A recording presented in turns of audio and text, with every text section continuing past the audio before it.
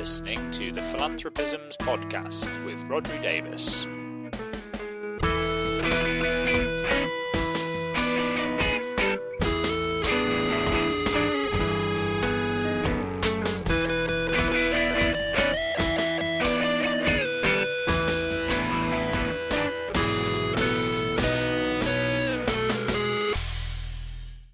Hello, you're listening to the Philanthropisms podcast. This is a podcast where we try to put philanthropy in context. I'm your host, as ever, Rodri Davis, and this week we are talking all about the Wealth Shared project. Now, Wealth Shared was a project that was set up in Liverpool last year, in which 12 randomly selected citizens of a particular postcode, L8, were selected and given the opportunity to help decide how £100,000 worth of money that came from a particular donor, a man called David Clarke, how it was given away. So we'll be talking to David, first of all, and then we'll also be talking to Anne-Marie Gilleece, who was one of the participants briefly at the end, to get her perspective. I should say up front, I was sort of tangentially a bit involved in Wealth Shared as well, in that I live in Liverpool and I talk a lot about philanthropy. So before he started the project and kind of while he was thinking about it, David got in touch with me out of the blue on LinkedIn. It piqued my curiosity, so I met him for a coffee and then ended up sort of chatting to him quite a bit about how he was thinking about designing the project. And then when the project was actually happening, I was lucky enough to sit in on a few of the deliberation sessions and just kind of listen to what was going on. So it's really fascinating to have been kind of, a little bit involved all the way through.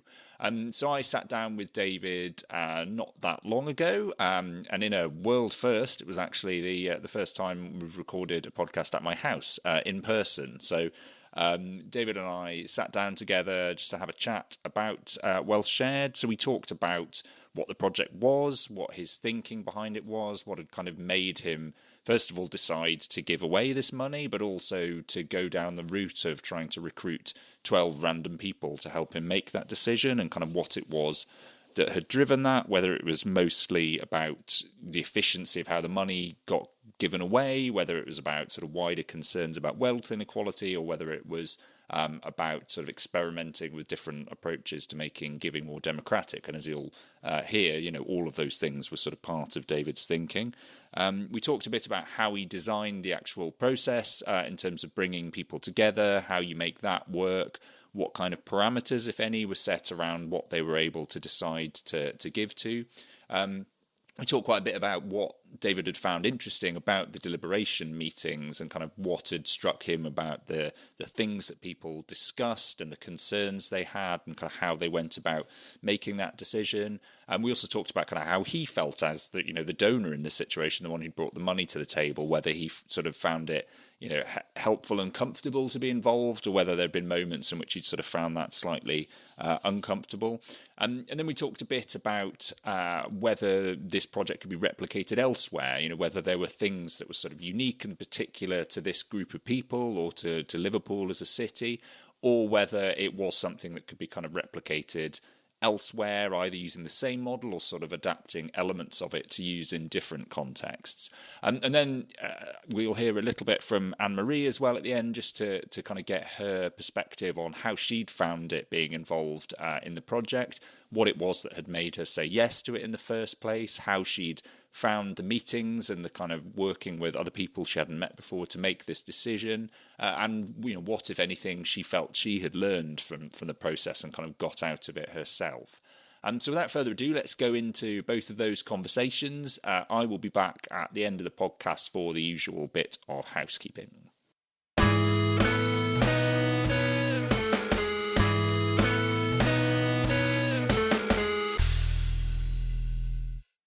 Okay, great. Well, I'm here with David Clarke. Hi, David. Hi. So, David, for everybody listening, I've done the intro. I'm sure you'll be aware, is the person behind the Wealth Shared project, which took place in Liverpool last year, and the findings of that are out relatively recently in a really interesting report. So I've chatted to David about this stuff quite a bit, sort of during the initial thinking behind the report and as it went behind the project and as it went on. So I thought it'd be really interesting to sit down and kind of talk a bit about what it was that brought the project about, how the process went, and kind of what you're thinking about it is now. So maybe the best place to start is just to say a bit about kind of how the project came about, where the idea came from, what drove it from your point of view, and we can kind of pick up on it from there. So the idea behind Wealth Shared was to bring together a random group of strangers and give them an almost entirely free choice over what should happen to a pot of money. I'm the originator of the money and the coordinator of the project, and it's money that I inherited some years ago and had been kind of wondering what to do with. I just decided I have more money than I need, and I think there's too much inequality in the UK, and I wanted to do something about it. And I was thinking, I've made this decision to give some of this money away, and I was thinking, like, what's the best thing to do with it? But then I was thinking, why is it just me making this decision?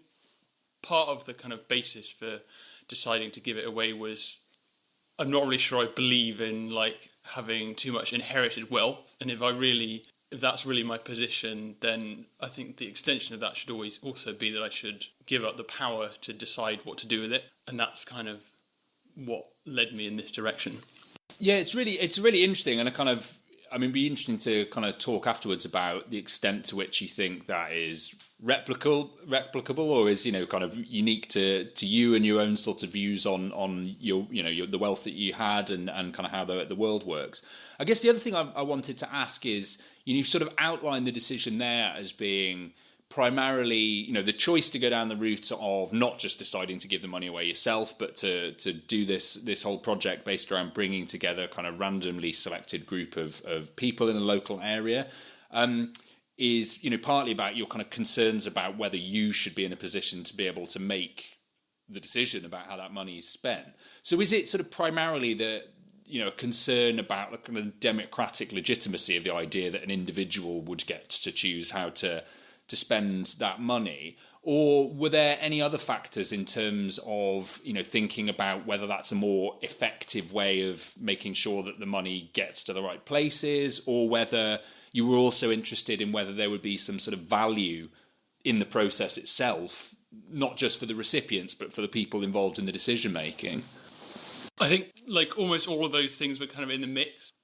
I sort of think of it as less as me coming from a place of me feeling kind of guilty about having this money, and more just an expression of like how I'd like the world to be, is to have kind of more people having a say over more of the wealth that there is. And I think part of it is that, I guess I do have a sort of faith in the wisdom and ingenuity of like random people, and I thought that if you kind of bring a group of people together, you could have quite just an interesting process. And I sort of had a hypothesis that it would lead to a rich and thoughtful discussion, and that really like played out in the process. And yeah, there is a kind of thing of, I thought it seemed like a kind of cool idea just to see what would happen with it, and I like the idea that it might inspire other people to think about kind of wealth inequality and how we can kind of redistribute wealth in different ways. That there might be some sort of wider value to the project in that sense. And in terms of how this sort of fits into some of that, I know you're aware of kind of wider discussions and sort of initiatives out there that are about trying to sort of shift power and to make decision making in philanthropy more democratic. There's obviously other models of things like participatory grant making, but they tend to start from wanting to focus on a particular cause or to give to a particular group or community, and then involving the people who would have been the recipients of traditional philanthropy or charity in the decision making. And maybe this is a bit different in that you're involving a sort of third group of people, which is just randomly selected citizens. So what was it that kind of tipped you towards thinking about it in those terms rather than maybe the kind of more straightforward participatory approach?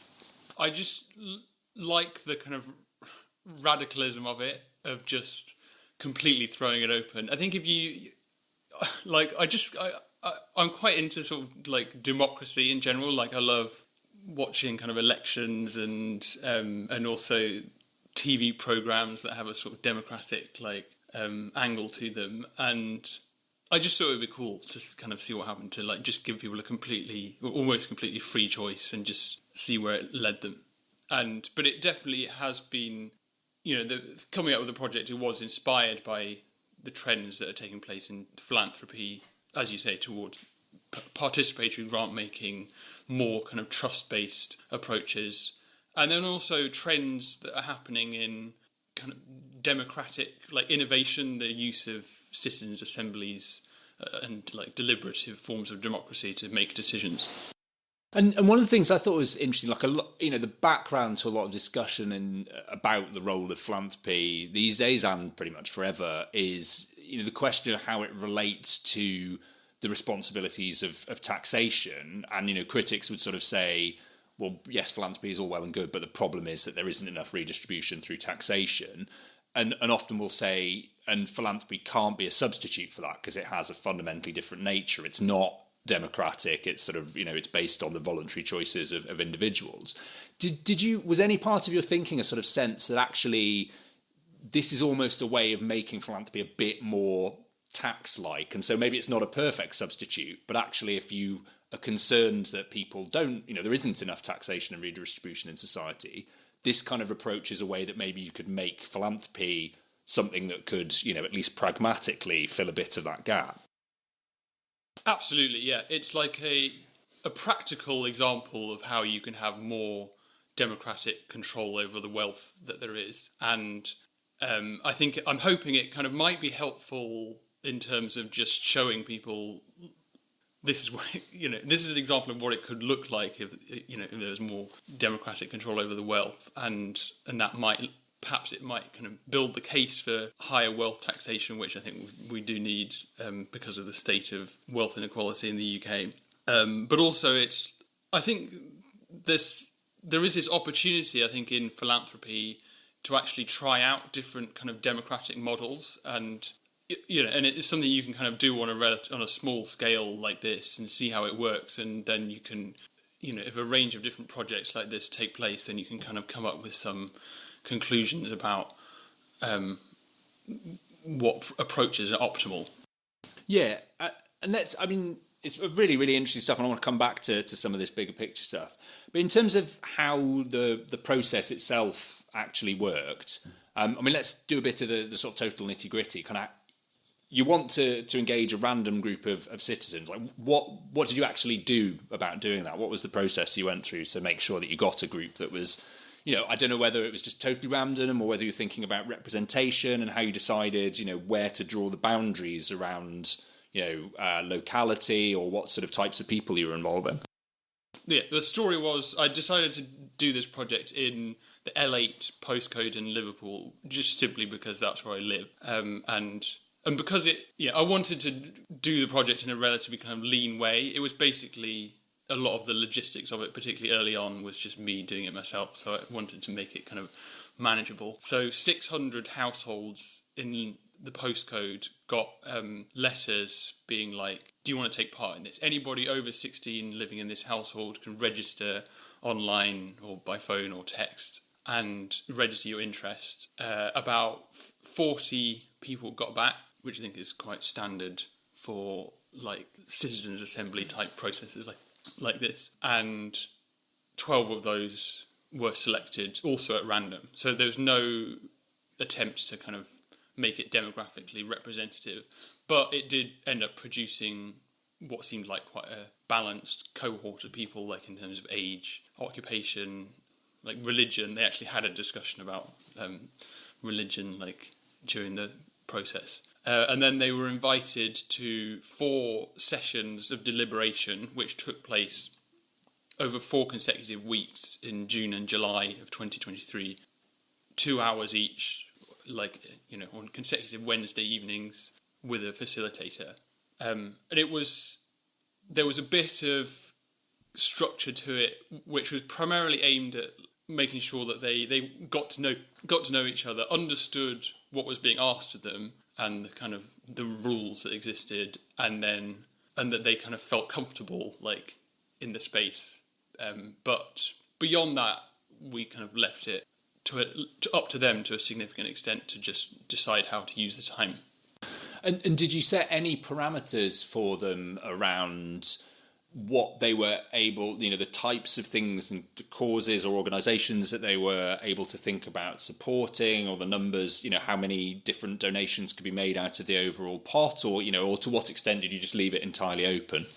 So the rules were that they could make a maximum of 4 donations, and that it was like one-off donations or transfers, and they could have gone to individuals, organisations. So they could have just selected some individual people they wanted to just give a load of money to if they wanted to do that for any particular reason. Like anywhere in the world, so local, national, or international, it could be any sort of cause area, the environment, animals, human rights, or direct payments to individuals. They weren't able to give the money to themselves, and they couldn't have any continuing involvement with the money or control over it beyond the conclusion of the project. The rules, it was partly just, particularly the kind of thing of stipulating it was no more than 4 donations, was partly just because, again, it was just me kind of doing it. So what happened when they made the decision was I simply just transferred the money to these organisations that they'd selected, and I just wanted to make that kind of manageable. And one of the things, I really want to talk about the deliberation meetings, because it should make clear to people listening, I was lucky enough to sit in on those, and it was absolutely fascinating. There was a lot of really interesting stuff about group dynamics, but also just what happens when you get a group of normal people and sort of lead them into thinking about issues to do with philanthropy, and how interesting those conversations are. But one of the things I wanted to ask first was, obviously, you'd kind of initiated the project, and it was your money that was there to be spent. But you were also kind of allowed yourself to be part of those group deliberation meetings, and to kind of interact with the people who were kind of involved in the group. Were you kind of comfortable doing that? Did you think it was just something that was necessary in order to give people confidence in knowing what the process was, or was it something that you probably would have rather not been in the room, or kind of taking yourself out of the picture more? I should say, like, the deliberation was really co-created with, I got a lot of input from yourself, and with Emily McChrystal, who was the facilitator, and I really do want to pay credit to her, because it is an incredibly difficult facilitation exercise to have these group of people who don't know each other presented with this completely open-ended question and a relatively limited time to reach a conclusion, and to hold that amount of kind of uncertainty in the space, make sure that people feel sort of safe and comfortable, but also allow them to keep the discussion moving. That was a really, really big challenge, and she did a fantastic job at that. I think we decided that the project it sort of only makes sense in a way if I just explain my part in it and motivation for doing it. So I did give a little intro just at the start to explain why this had come about. But otherwise, and the other thing was that the participants were able to request information or commission research if they wanted more details about any organisations or just kind of anything basically, and I did that for them again, just because it was if this was a project with giving away a much larger amount of money that was maybe being done by some institutional funder, then you could maybe have a kind of really properly independent sort of secretariat, but it was just being the way it was, I kind of played that part in it. But mainly I was just sitting in the corner and watching it all play out, and I was very determined that the participants did actually ask me sometimes. They were like, "What do you?" I remember I was going to ask this, because one of the things certainly in that first session I remember quite clearly was, once you'd sort of told them your story, but then made it clear that the point was that they got to decide, their immediate response was to say, "What do you want us to give it to?" And there was almost a sense for a while they were trying to sort of second guess, is this what you want? And did you feel as though they got over that quite quickly and kind of got the idea that you genuinely were quite happy with them making the decision and not having to sort of second guess what you might do if it was if you making the decision?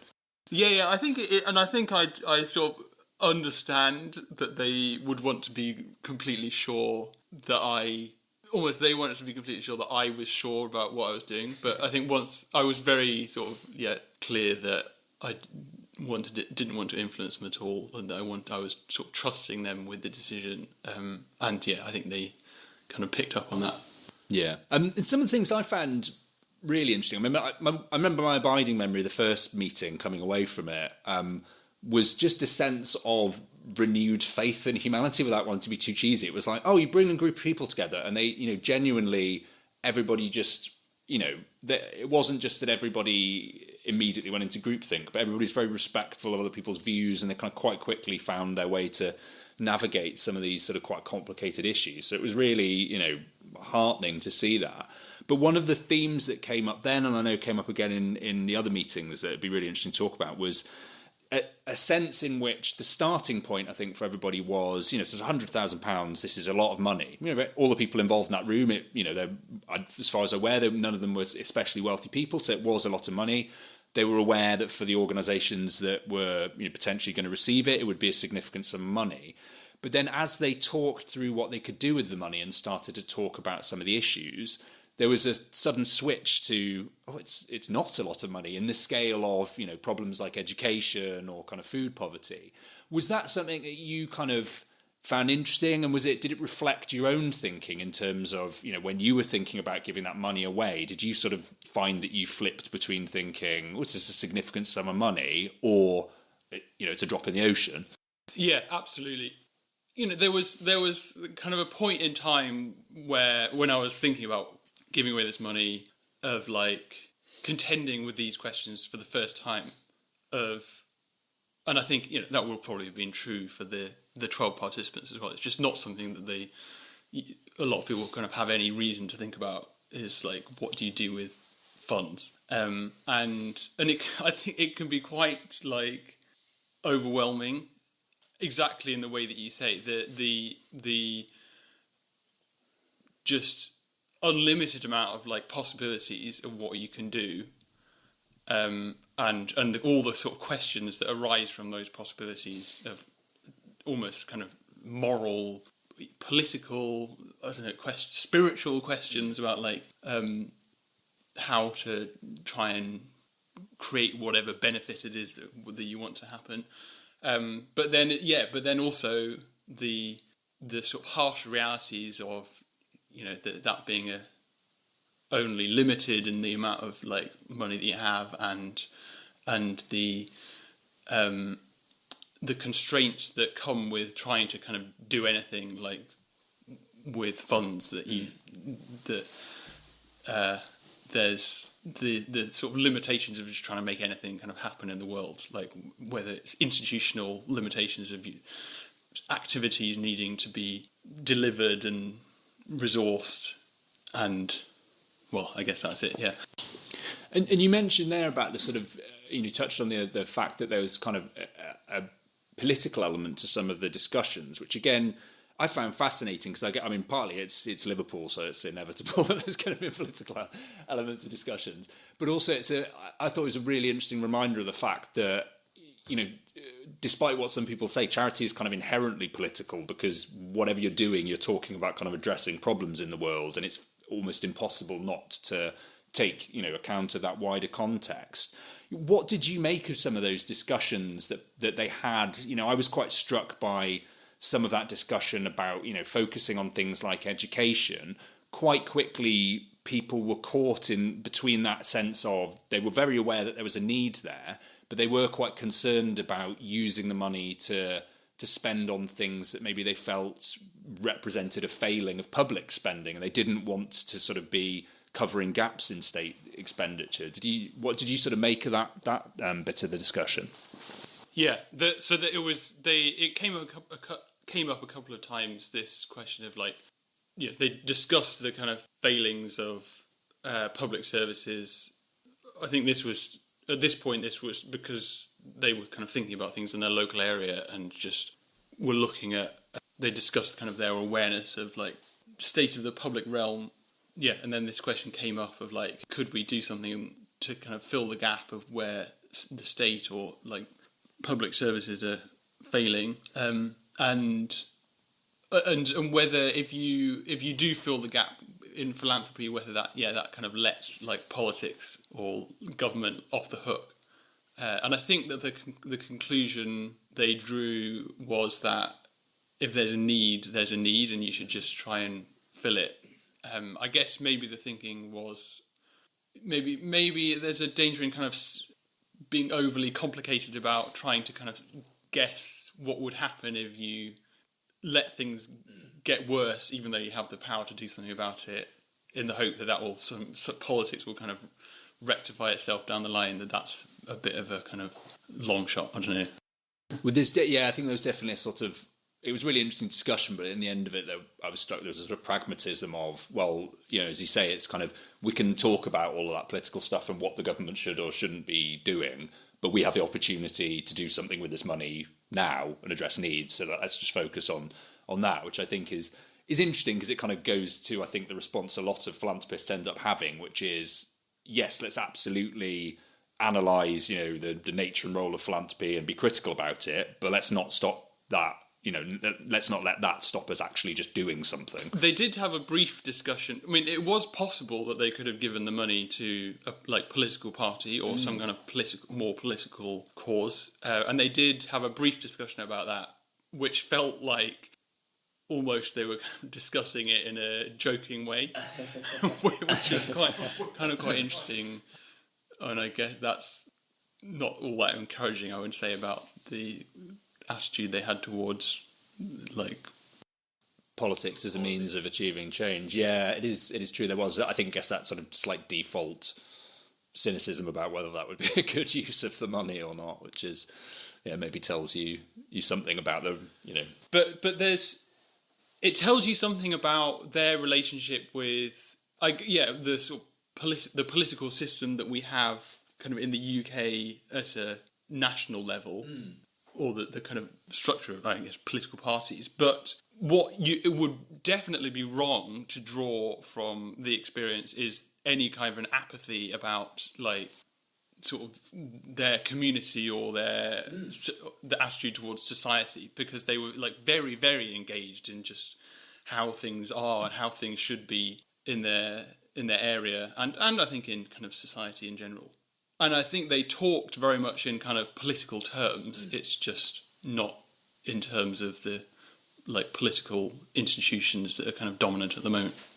Yeah, I guess it's a reminder that representative or electoral democracy is one variety of democracy, not the only one, and not necessarily the one that appeals most to people. So, you're absolutely true.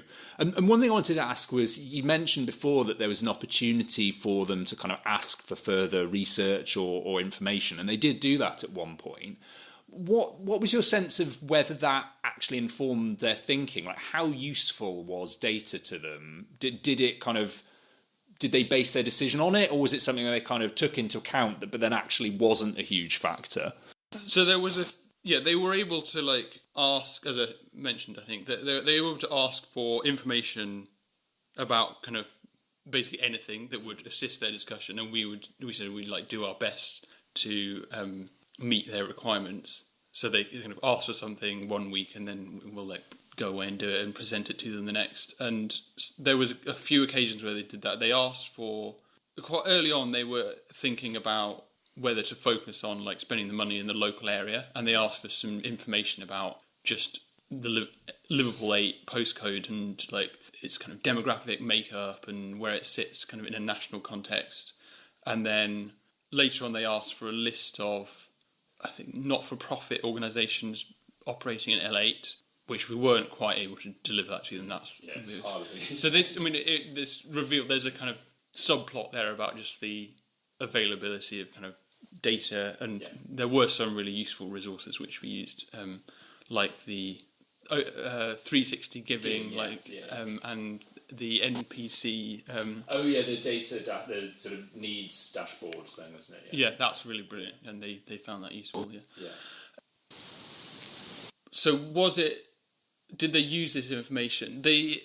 I think that they were thinking about whether to spend the money in the local area, and I think they had a sense they'd already decided, I think, that they wanted to use the money to address poverty and deprivation, and they were thinking about using it in the local area. And we presented this information to them, which part of it was it confirmed that L8 is, by many measures, in the indices of multiple deprivation, it's one of the most deprived areas in the country, and they weren't necessarily aware of that. And I think that may have kind of strengthened their conclusion that it made sense to spend the money locally. If they were interested in wanting to focus on poverty and deprivation, then spending the money in an area which is a particularly deprived area, but that they also kind of knew a lot about because they lived there, that sort of made logical sense. Yeah, I wanted to ask about that because obviously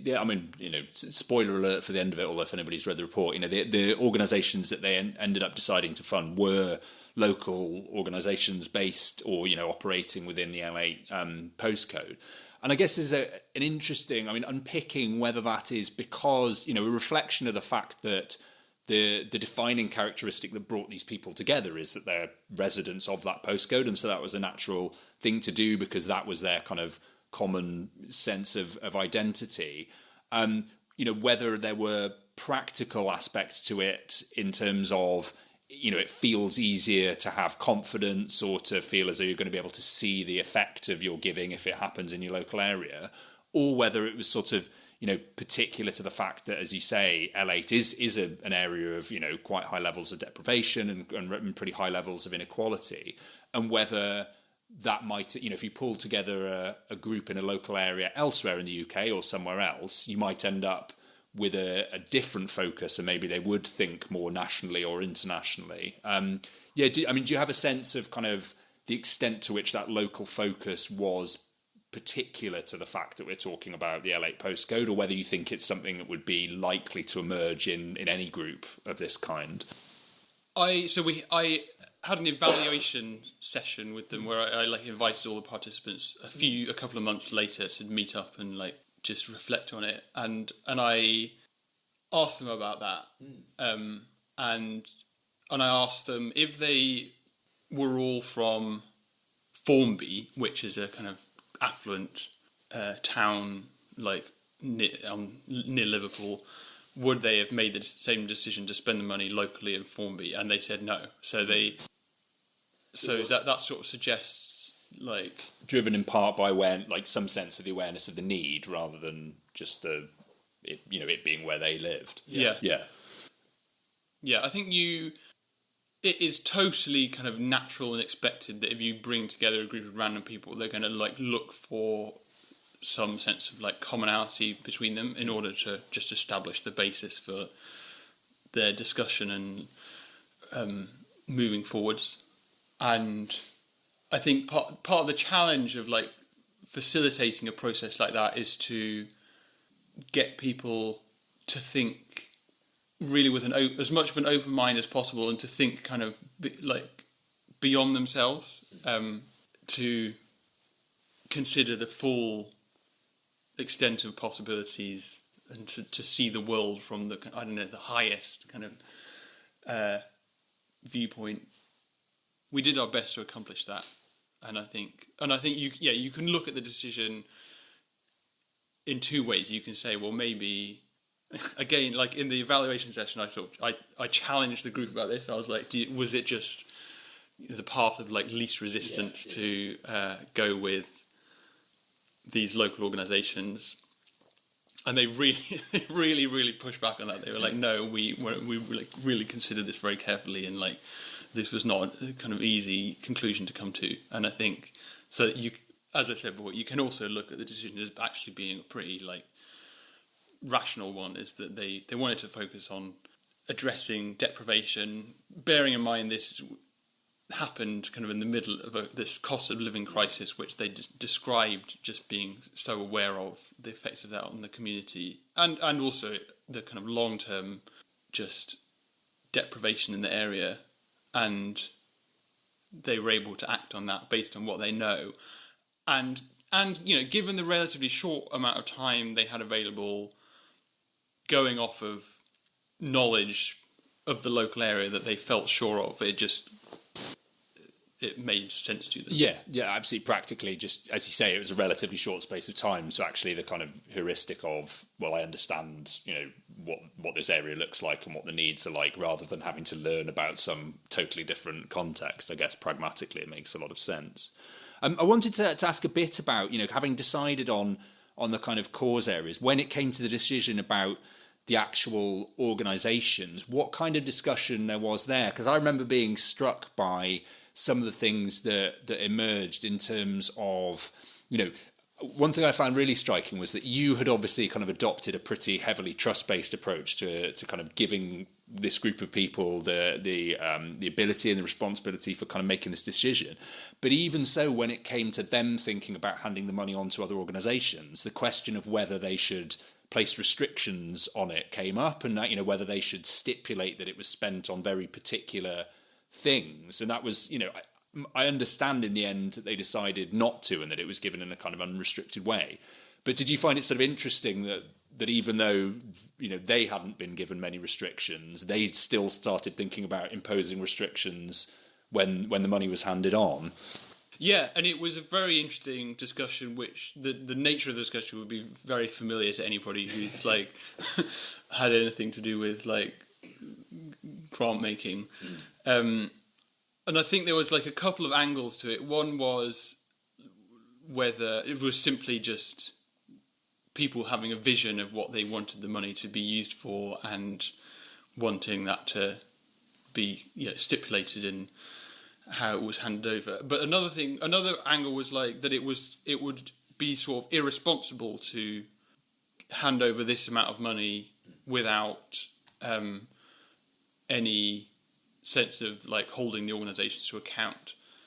That came up as an idea, but there was a stronger feeling within the group that these organisations, they'd chosen these organisations because of their reputation in the local community, because they had seen the benefit of the activities that these organisations are having, and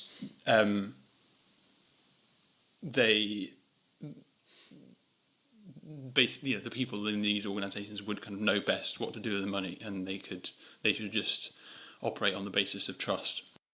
And was there any discussion about, you said there kind of part of it was a sense of responsibility about making sure the money was spent well. Was there any sense or discussion of, even if the money was given with no strings attached, whether they wanted some way of kind of measuring what was done with the money, or were they happy that it would just happen in the sense of being able to kind of see it because they were organisations based in the local area?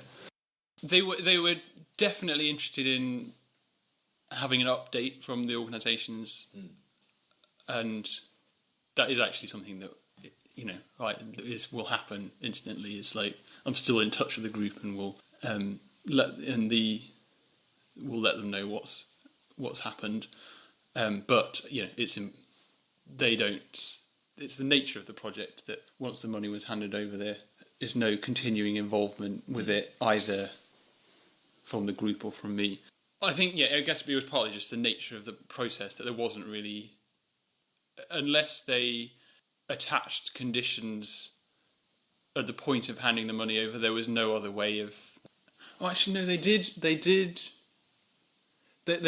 talk about giving the money to some third party who would then have responsibility for distributing it further and then making sure that it was used wisely. Again, I think they dropped that. Again, I think it was because the idea of trusting these organisations seemed more appealing.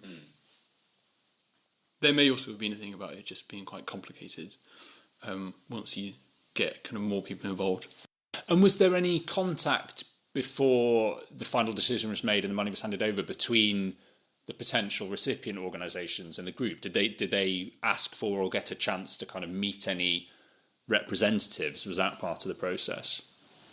Yeah, they talked about doing that in a kind of formal way and a more informal way. They talked about they could solicit specific information from these organisations, and they talked about that in a kind of solicit information in a more kind of open-ended way of like, tell us what you would want this money for, or solicit kind of more specific, like discrete bits of information about their governance or whatever.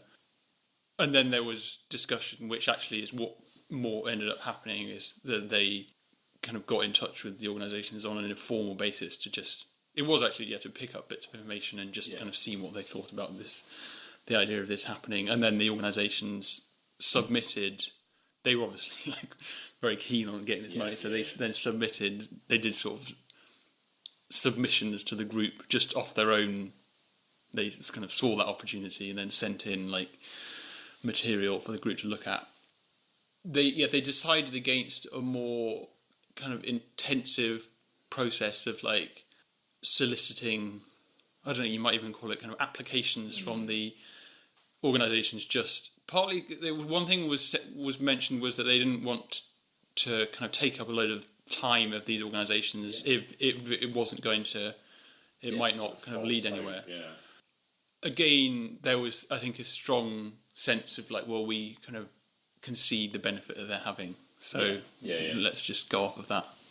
And have you had any kind of subsequent feedback from the organisations that have received the donations in terms of their perception, if they had any, of this particular sort of way of making a decision, the process, and whether they kind of found it interesting or had any benefit, or were they sort of slightly insulated from any of that? I've sort of met some of the representatives of the organisations, and they got some feedback that they really appreciated. Obviously, they appreciated getting the money, but also like the vote of confidence from their peers in the community. Yeah. And I think it really is like testament to their reputation that the local people would just select them out of kind of all the multitude of possibilities as being like worth supporting.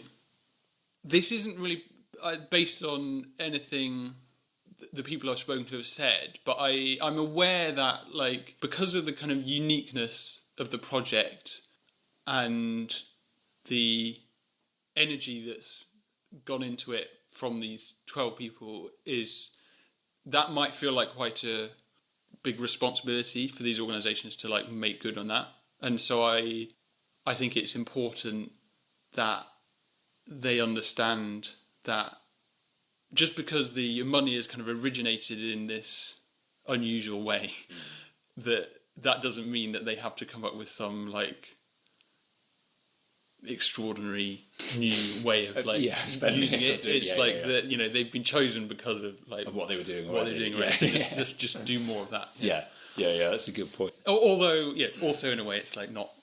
It's not my place to tell anybody what to do, but like that's. But I guess that's maybe in terms of like the design of the project overall. That's just a sort of consideration. Yeah.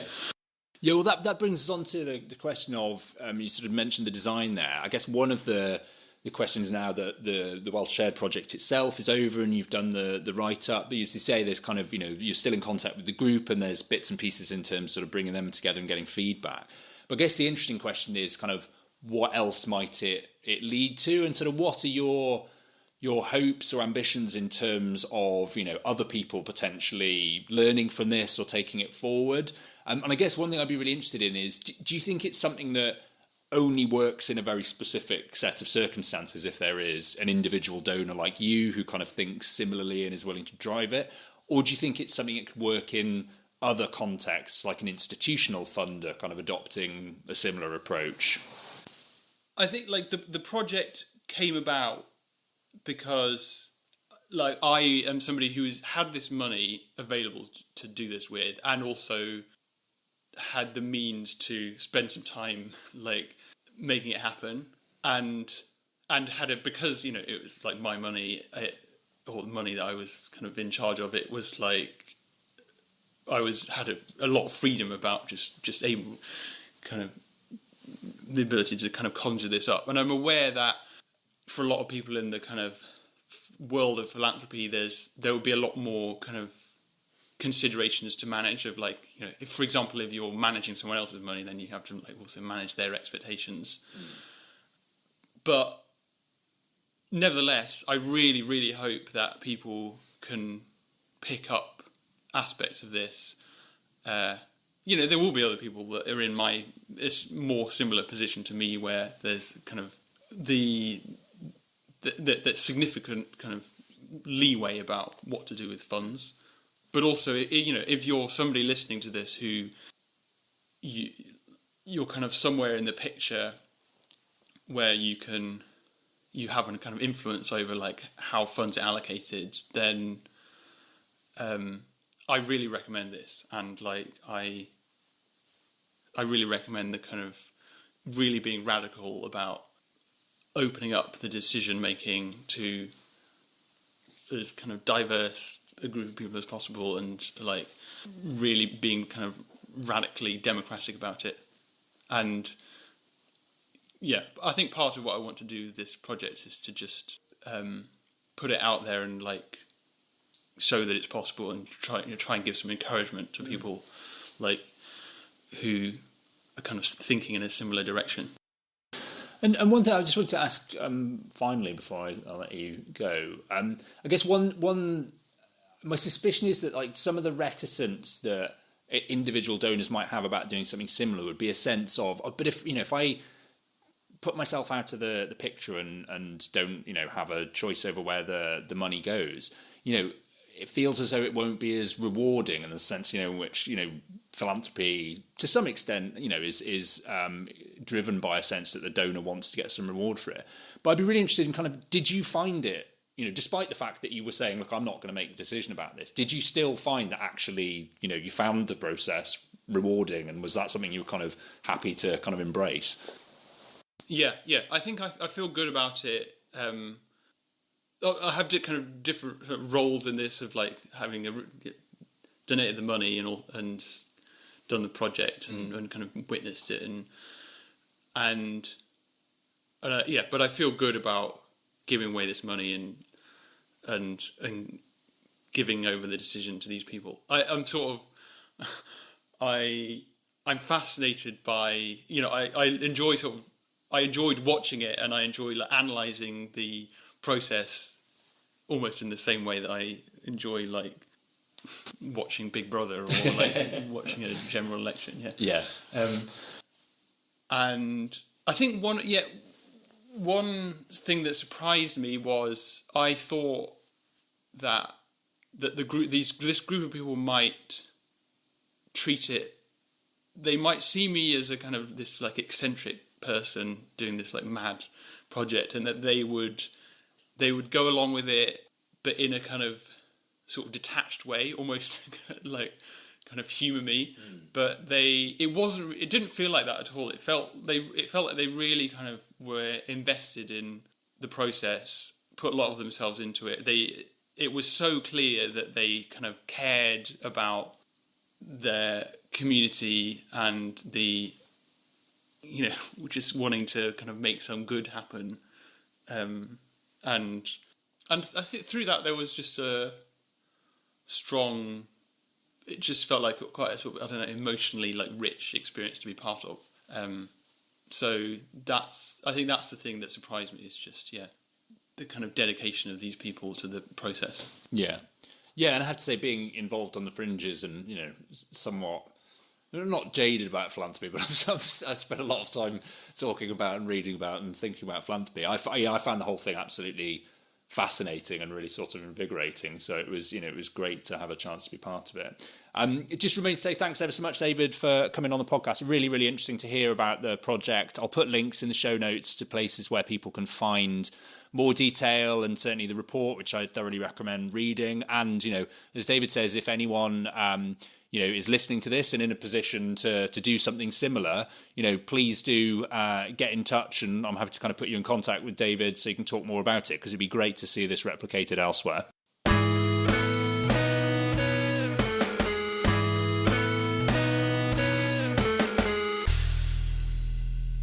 Okay, great. Well, my thanks again to David for that. And before we finish things up, as promised, we're also going to hear from Anne-Marie Gilleece, who was one of the 12 participants in the Well Shared project. So let's hear from Anne-Marie now. Okay, great. Well, I'm here with Anne-Marie, who was one of the participants in the group that was brought together to make the decision for Wealth Shared. So hi there, Anne-Marie. Hi, Rodri. Thanks for inviting me. Oh, no, great to have a chance to chat and kind of get your perspective on this whole thing. I think probably the most interesting place to start for people listening would just be to hear a bit about what your reaction was when you actually got this invitation out of the blue to take part in this project, what you thought about it and what it was that made you say yes.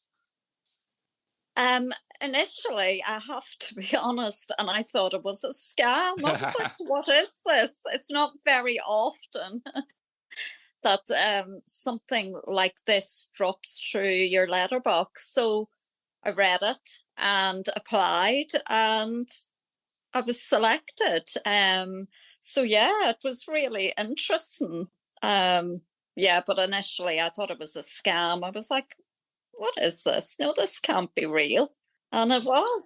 But was there anything, did you just sort of think it might be a scam, but I'll just have a see and kind of see what happens? Or was there anything about it that made you think, oh, maybe there is something, maybe this is legitimate? I suppose on my part, it was a bit of intrigue. And I thought, wow, this is amazing. And that it was going to be invested in the local area. And, I'm proud to live in the area where I reside now. And I thought it is an area, where there is lots of pockets of deprivation, but it's a really vibrant area as well and up and coming. And I thought, wow, this is amazing that somebody is going to invest into the local community. Yeah. And how did you kind of, when you turned up and took part in the first of those decision meetings, how did you find it? I mean, what did you kind of make of it? Was it what you expected? Was there anything that kind of surprised you about it? All right. On the first day, I was so surprised to hear David's story, actually, that this 100,000 was basically inheritance that he was going because he lives in the local area and is aware of the social deprivation and the charities.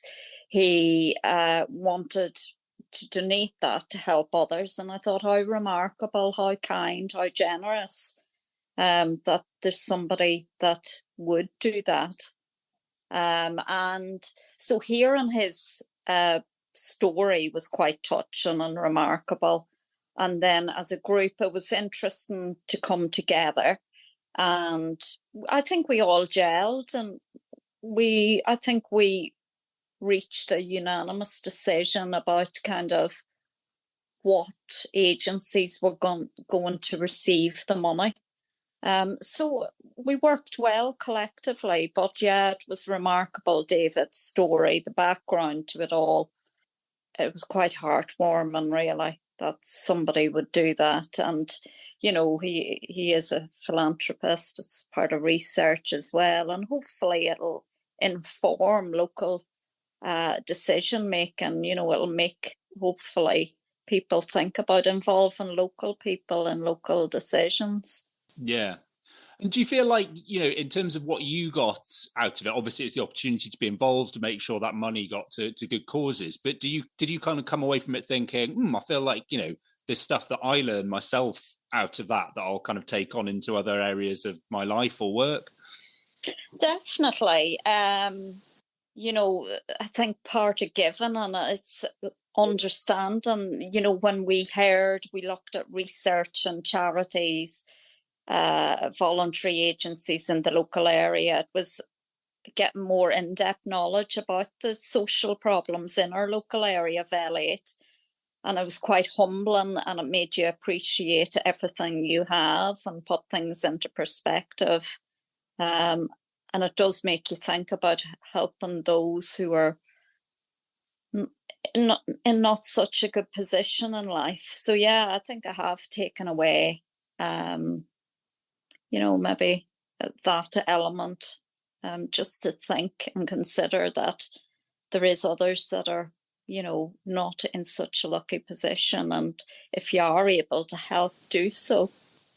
And did you find, because obviously if you bring together a group of people who don't necessarily know each other at all, even if they live in the same area, it's obviously a kind of challenge to get everybody to agree on everything. Were there any points where the group had to sort of find a way to get round, people not necessarily agreeing on anything? And did you find that worked in a relatively sort of positive way? I think the first thing, I suppose I didn't mention before, David said, this is the money. You don't have to necessarily invest it in the local area. It can go to kind of charities in the wider area, etc. But I think quickly we did want to give the money to agencies in the local area, given it is quite a multicultural area and it has pockets of social deprivation. So we reached that decision quite quickly. In terms of, there was different, obviously we came from different backgrounds. There was people of, different nationalities, race, creeds, and I suppose we all had individual experiences in life, and because of that we were maybe focused on maybe some people were focused on helping children in need, others were older people, or there was people who brought very personal stories to the table, which was quite profound, and obviously that was their focus. So we kind of had to negotiate how we could kind of give to the largest community, if possible. So I think we focused on children, older people, and to try and capture, as big a proportion of the community as possible, really. And just finally thinking about kind of what might happen next. Obviously, sort of, it's still to be seen where this goes. But the project that happened last year was quite specific to L8 and to that particular area and the group that was brought together. But do you think this kind of model something that could work elsewhere? Could you see it kind of happening in other parts of Liverpool or in other cities or different places around the UK? Kind of the same thing, bringing together groups of randomly selected people and kind of giving them the opportunity to make these sorts of decisions? I think it was an amazing opportunity and an amazing experience, and I hope it will encourage others who are in that position to maybe think about it. Like David's a remarkable man to put his trust in us to take forward the decision making, and I suppose in doing so he was getting a truer reflection of the people in the community, who were not necessarily affected but are aware of the struggles in the community. And I think that's really important, because I think sometimes in decision making, the decision makers are so far removed from the people who are experiencing hardship. So that was a huge benefit, I think, in the process. People from the local community that know the struggles, the local area. It'd be great if, councils could, look at this model, and involve more local people in decision makings for funding, etc.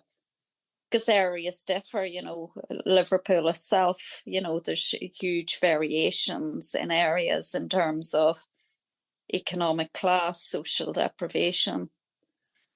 So it's looking at these small areas with their individual challenges, shall we say. Yeah.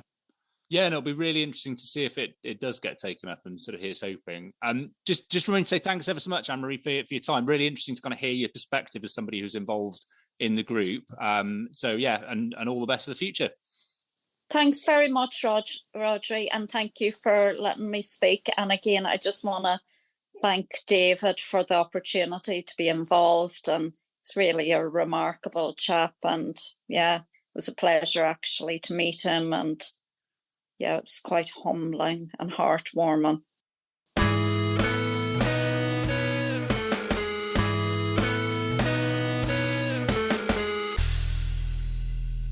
Okay, great. Well, my thanks again to Anne-Marie for finding the time to come on the podcast. And again, thanks to David for finding this time to come over to my house and have a chat about Wealth Shared.